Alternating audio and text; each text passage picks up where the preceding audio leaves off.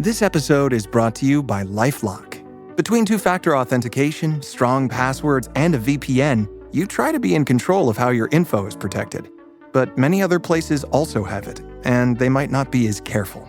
That's why LifeLock monitors hundreds of millions of data points a second for threats. If your identity is stolen, they'll fix it, guaranteed, or your money back. Save up to 40% your first year. Visit lifelock.com/podcast for 40% off. Terms apply. Excuse me, Laurie. Oh, Mr. Brackett, I'm sorry, Mr. Brackett. Oh, I didn't mean to startle you. That's all right. You know, it's Halloween. I guess everyone's entitled to one good scare, huh? What's up, everyone? I'm your host, Will, and you're listening to a bonus episode of One Good Scare, the show where we explore our favorite horror movies. Today, I've got a special treat. We're jumping into my top 25 horror movies of all time. I should probably tell you up front that I've updated this list at least a few times over the past 3 years, and that it's likely to change again and again. But at least for today, this list includes what I think are the best horror movies ever made. There's probably something else I should tell you. This list isn't necessarily my favorite horror movies. That's another list altogether, and one that I'll share as a bonus episode in an upcoming week. A couple of quick reminders. You can follow One Good Scare on Instagram at OneScarePod and on TikTok at OneGoodScarePod. Make sure to follow and leave a comment or two. I love interacting, discussing, and responding to your comments. Also, be sure to leave a 5-star review on Spotify and Apple Pods. It lets me know you're enjoying the show, and that goes a long way to keeping it going. Alright, it's time to settle in as I share my top 25 horror movies of all time. We'll go in descending order from 25 to 1. But first, here are a few honorable mentions, because it's damn near impossible to take a few thousand movies and whittle them down into 25. These movies are not in any order, and really, honestly, they just missed being in the top 25. Here we go. The Descent, The Ring, Sinister, The Believers, The Dark and the Wicked, American Psycho, The Fly, Hellraiser, Jaws, and The Texas Chainsaw Massacre. Now let's dive in to my top 25. Number 25. The Exorcism of Emily Rose, from 2005 and directed by Scott Derrickson.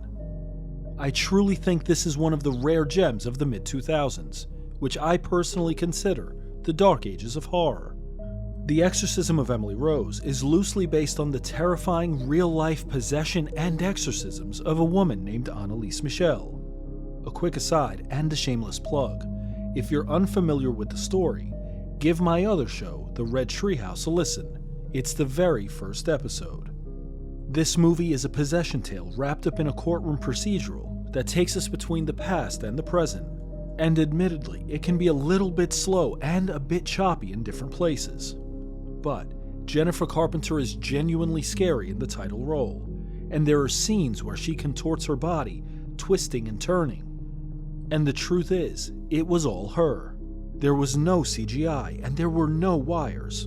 Everything she did by herself.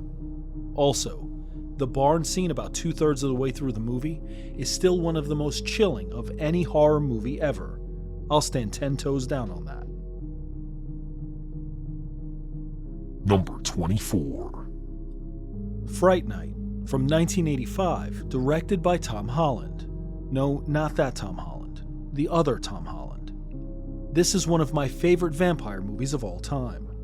It's a bit of a dark comedy that knows exactly when to be serious. Chris Sarandon is terrific as the vampire neighbor, and Roddy McDowall is an absolute scene stealer in every scene he's in. Something I really love about Fright Night is the use of practical effects, and there's a really gnarly vampire transformation scene about 2/3 of the way through.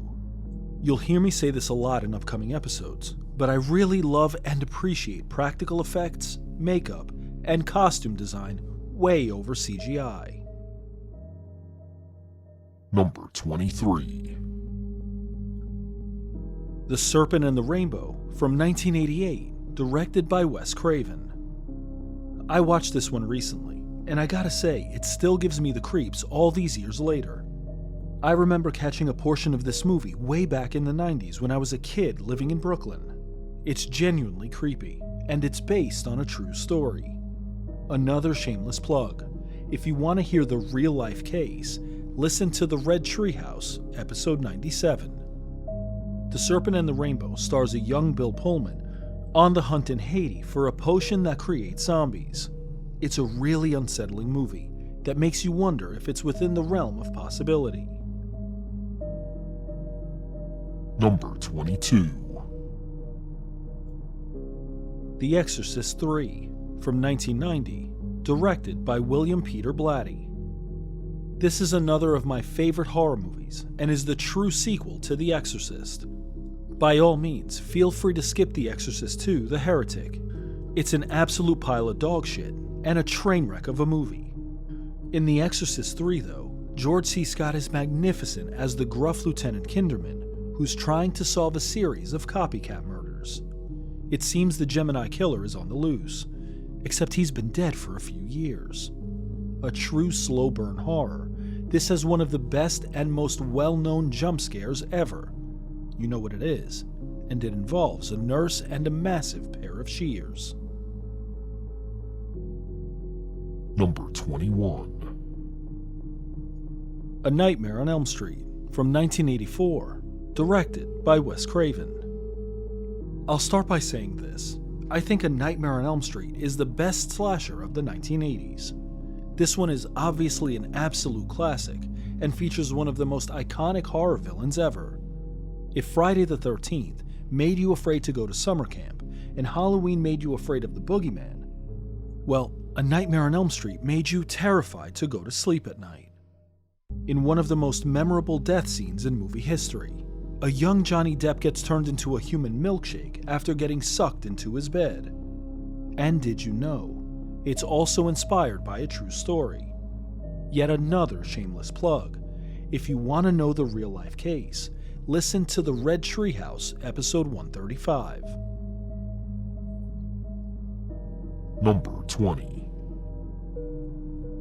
Incantation, from 2022, and directed by Kevin Ko. One of the newest additions to my list, Incantation is a Taiwanese found footage film, and it's one of the scariest I've ever seen. The movie follows a young mother who, after botching a ritual, must now do everything she can to protect her young daughter from a curse. Unlike many found footage films, the camera work and visuals are pristine and clear, forcing you to watch the horror in 4K. Number 19. The Conjuring, from 2013, and directed by James Wan. Listen, there was a time when I'd lost hope in horror movies. It felt like there was a sinkhole that opened up, and it was full of poorly made, easily forgotten horror films. But every now and then, a decent one came along and reinvigorated my hope for the genre. The Conjuring was that movie. It revived my love for horror and reminded me what horror movies could be. This one is tense and really gets under your skin, especially the third act. And it felt kinda like a throwback at times. Of course, we all know it spawned an entire Conjuring universe, including 2 direct sequels, and the final, highly anticipated Conjuring 4, which is set to release in just a few months. Number 18. The Wailing, from 2016, and directed by Na Hong-jin. This is easily one of the darkest movies on the list, because it forces us to ask and consider the question, who do you turn to for help when those who you'd normally turn to are helpless themselves? I really can't recommend this one enough. Though, be aware, it's over 2.5 hours long and requires as few distractions or interruptions as possible. Number 17. The Sixth Sense, from 1999 and directed by M. Night Shyamalan. It's rare to describe a horror movie as beautiful, but The Sixth Sense is exactly that. The horror elements are used masterfully to explore themes of grief, trauma, and relationship strife. I think some of that beauty is lost in the twist ending. And it's really a shame, because this movie is so much more than that. I will say, as much as I love The Sixth Sense, I think Signs is M. Night's best movie, though I consider it more sci-fi than horror, so unfortunately you won't see it on this list. Oh, and Toni Collette is a tour de force in this movie. She received an Oscar nomination, and honestly, she probably should have won. Number 16. Misery from 1990, directed by Rob Reiner. This one is one of the more faithful Stephen King adaptations, and it features James Caan, Kathy Bates in an Oscar-winning role, and a fucking sledgehammer. I'm not kidding when I say nothing, and I mean nothing, can prepare you for the most famous scene in this movie. I'll be covering this one in an upcoming episode of One Good Scare. Number 15. The Shining from 1980 and directed by Stanley Kubrick. If Misery is the most faithful Stephen King movie adaptation, then The Shining might actually be the least. This one has spurred 1,000 reviews, likely millions of words, and at least a few conspiracy theories. Seriously though, did you hear about the supposed connection between The Shining and the moon landing hoax? Truly though, The Shining is a descent into madness, which Jack Nicholson plays to perfection. The real star of the movie though is Shelley Duvall, who plays Wendy Torrance, Jack's wife. She doesn't get nearly enough credit for being the emotional glue that holds this entire movie together. Number 14. Sinners from 2025 and directed by Ryan Coogler. Obviously, this is the most recent release to be included in my list. And it's unusual because I generally lean towards older films, or at least films that have been out for at least a few years. But truly, Sinners is an absolute must-see. Michael B. Jordan shines as twin brothers. That's right, he plays both roles, alongside Haley Steinfeld and a scene-stealing Delroy Lindo. I really hope he's nominated for an Oscar. I won't give too much away because lots of folks still haven't seen this, but I will say this. If Salem's Lot made vampires scary, and The Lost Boys made vampires cool, then Sinners made vampires sexy. Number 13. Hereditary from 2017 and directed by Ari Aster. I gotta admit, the first time I watched Hereditary, I really didn't appreciate or love it. I've obviously watched it a few more times over the years, and it has quickly become one of my favorite horror movies. This one features another stellar performance from Toni Collette, who deserved at least an Oscar nomination for her role. Hereditary is deeply unsettling and explores themes of generational trauma, depression, and more.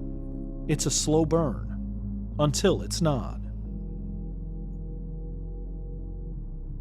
Number 12. Funny Games from 1997 and directed by Michael Haneke. Alright, so there are two versions of this film. There's the original 1997 and a shot-for-shot remake in 2007. To be clear, the original film is one of the scariest movies in recent memory. And not because of all the horror elements. In fact, there are no jump scares. There are no dark corners to be afraid of, and there are no monsters. Unless you believe that human beings can sometimes fit that bill. A nihilistic and terrifying approach to the home invasion genre, this movie leaves you feeling guilty and empty when you're done. And the characters know it. They often break the fourth wall to bring the audience into their sadistic games. Number 11. Scream from 1996 and directed by Wes Craven. Another confession, it took me a really long time, nearly 30 years, to appreciate Scream and its genius. The opening scene with Drew Barrymore is a masterclass in building suspense and subverting viewers' expectations. Not since Psycho in 1960 has a big-name actress been killed off so quickly and shockingly. A true horror gem, Scream is the rare movie that was both influenced by and influential to other horror movies. Alright, let's take a quick break before we dive back into my top 10.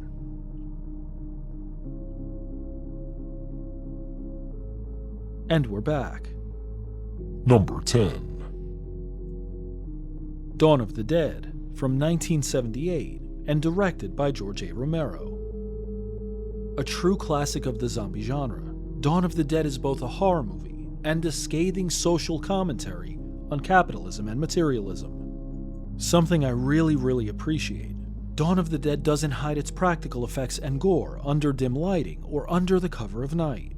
And though the effects are dated, it's been almost 50 years since its release, it's still a terrific movie and a fun ride. This one, to me, is the best zombie movie ever made. Number 9. Psycho, from 1960, and directed by Alfred Hitchcock. Now, I realize this one might be a little bit controversial, because so many people I know love Psycho and think it's the best horror movie ever made, whereas for me, it's actually moved up to number 9. I'm not sure what I can say that hasn't already been said. This one is a true classic of the genre that was both shocking and groundbreaking. Every so often, a horror movie comes along that redefines the horror genre and even creates new subgenres. And in that regard, Psycho was years ahead of its time. It was one of the first horror movies to use a twist ending to its biggest and best potential. Number 8. Carrie, from 1976, and directed by Brian De Palma. This one is a classic coming-of-age movie, with a few notable exceptions, including telekinesis, pig's blood, revenge, and a horrifying mother. Carrie is an absolute masterpiece, and it's one of the rare book adaptations that rivals the source material. This one explores themes of bullying, the innate desire to fit in with others, and religious hysteria. And that last one is where the horror truly lies. Because while Sissy Spacek is terrific as the titular character, it's Piper Laurie who steals the show, and who almost snagged an Oscar, as the terrifying Margaret White, Carrie's religious zealot mother. Number 7. The Witch, from 2015, and directed by Robert Eggers. This one may be even more controversial than Psycho coming in at number 9. This one took me a few watches before it really stuck. The atmosphere, lighting, score, and authentic dialogue combined to bring an utterly hopeless and joyless look into colonial America, and the scary rigidity of its Christianity. Anya Taylor-Joy is terrific in the lead role as a teenage girl who falls victim to a mysterious and murderous witch. The horror in this one is hard to describe. It's more an existential dread that really gets under your skin and sticks there long after the movie ends. Also, religious horror to me is by far the scariest subgenre within horror movies. Number 6. Saint Maud, from 2019, and directed by Rose Glass. Saint Maud is an unflinching and unsettling portrayal of religious fanaticism born of shame, guilt, grief, and loneliness.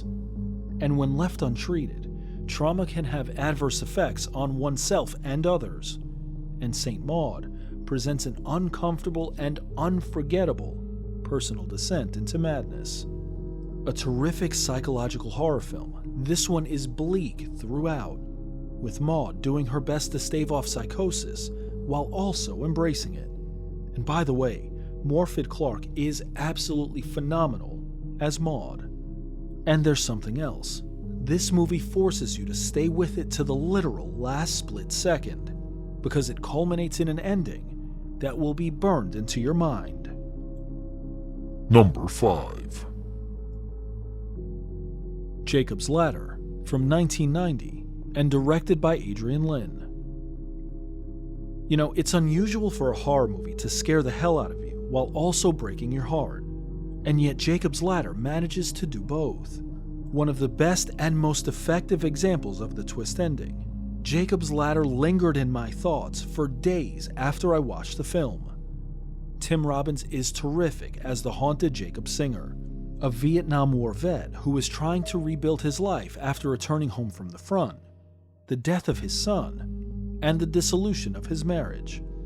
There aren't enough words for this one. If you haven't seen it, you're in for a hell of a ride. Number 4. Salem's Lot, from 1979, and directed by Tobe Hooper.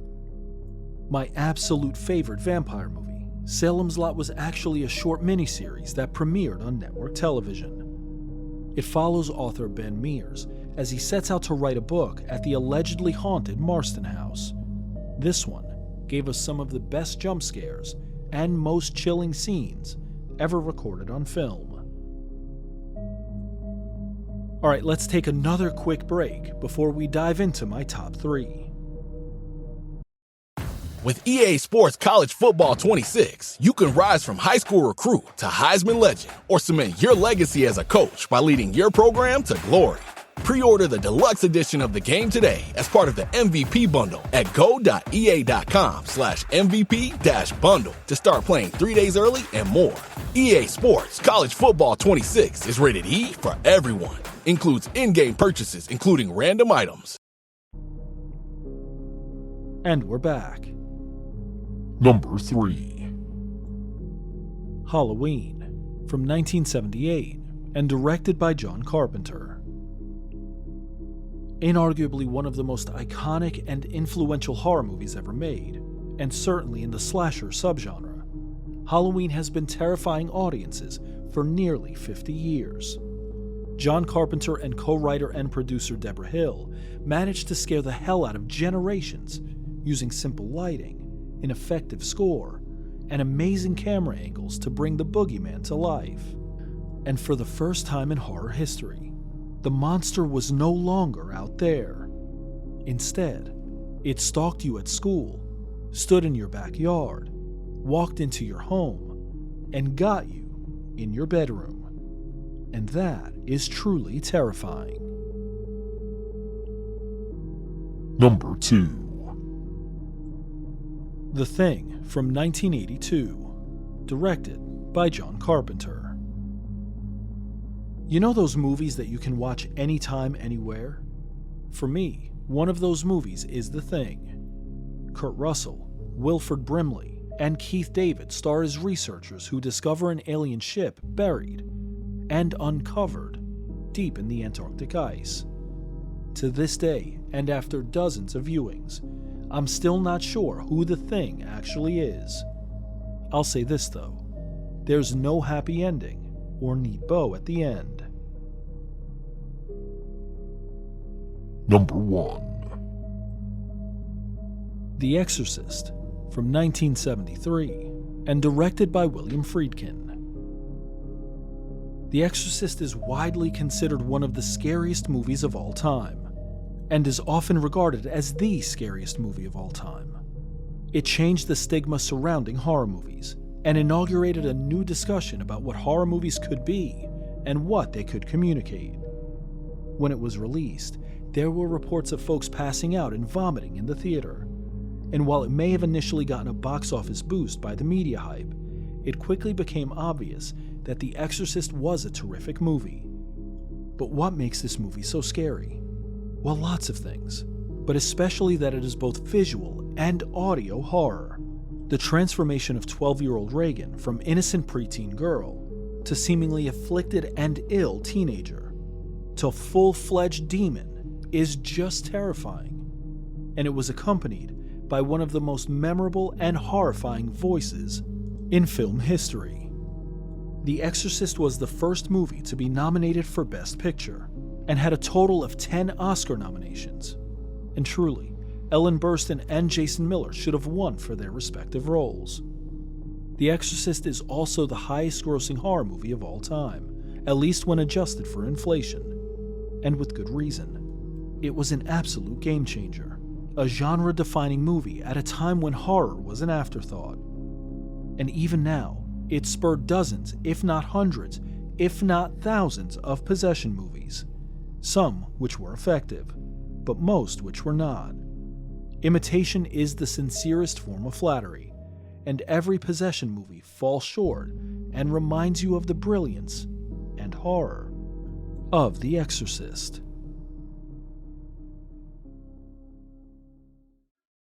Alright everyone, there you have it. My top 25 horror movies of all time. At least for today. As always, thanks for spending time with me on One Good Scare. I don't take it for granted, ever. And of course, be sure to join me for next week's regularly scheduled episode, as we dive into Robert Eggers' masterpiece, The Witch. Till next time, I'm your host Will. Thanks for hanging out.